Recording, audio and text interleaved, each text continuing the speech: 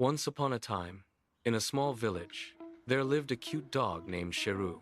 Cheru was kind, but he used to wander around the village streets in search of food. His stomach tightened, a sharp, hollow ache that made his pace erratic. He wove between legs and baskets, his nose twitching, tracking the source of the grease and salt. A merchant's cart rattled toward him, wheels grinding against the stones.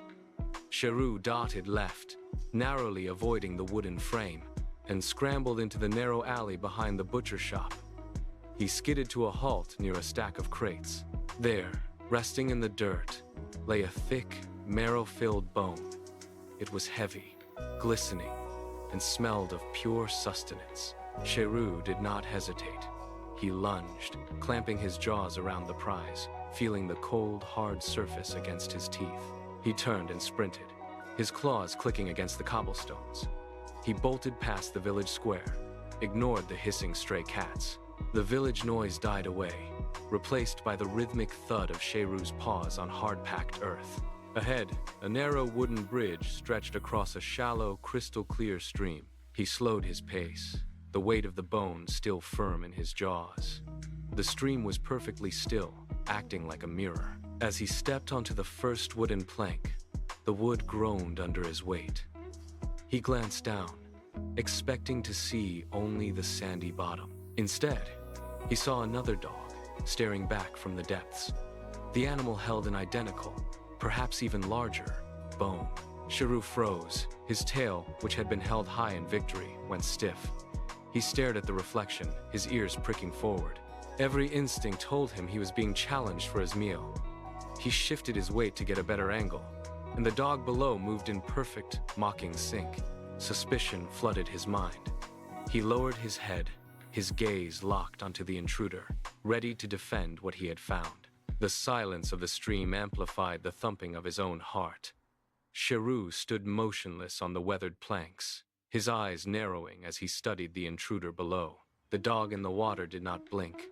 It held its ground, gripping its own prize with a tenacity that mirrored his own.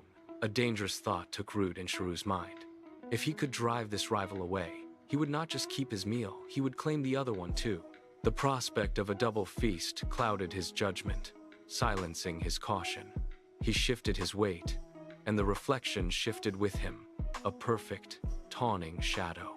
Cheru felt the heat of frustration rise in his chest. He lowered his head until his nose was inches from the water's edge, his lips curling back to expose his teeth. He let out a low, guttural growl that vibrated through the wooden planks. The reflection growled back, its jaw opening in perfect time, its teeth bared in a silent, shimmering threat. Cheru dug his claws into the wood, his body coiled like a spring. He was no longer just protecting his find, he was hunting for more. He braced his hind legs, his muscles rippling under his skin, ready to lunge at the surface to claim the prize he was certain belonged to him. The air on the bridge grew thin, charged with the intent to strike. Cheru ignored the warning tremors in his own legs. He needed to silence the rival, to end the mockery, and to secure the double feast that shimmered just beneath the surface.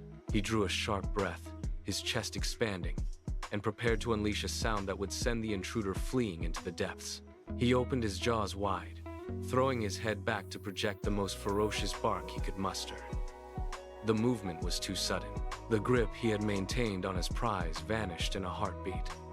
The heavy bone slipped from his teeth, tumbling through the air, before it struck the water with a sharp, hollow splash. The impact sent a chaotic web of ripples outward, tearing through the reflection. The image fractured, limbs and snout twisting into distorted shapes before dissolving entirely into the current. Cheru froze, his mouth still hanging open. He leaned over the edge, his eyes darting across the now empty, churning surface. The water was dark, muddy, and completely vacant. The ripples faded, and the stream returned to its glassy, indifferent state. Cheru did not move. He kept his head bowed over the water, his ears twitching at the sound of the current flowing past the bridge supports. He waited for the bone to surface, for the mistake to reverse itself, but the dark depths held tight to his prize. His stomach gave a sharp, hollow ache, a reminder of the morning he had wasted. He looked down at his own empty paws, then back at the water. The reflection was gone, and with it, his chance at a double feast. He let out a long, ragged breath that ruffled the surface of the stream. There was nothing left to do. He turned toward the village, his head hanging low, the bitter taste of his own greed lingering.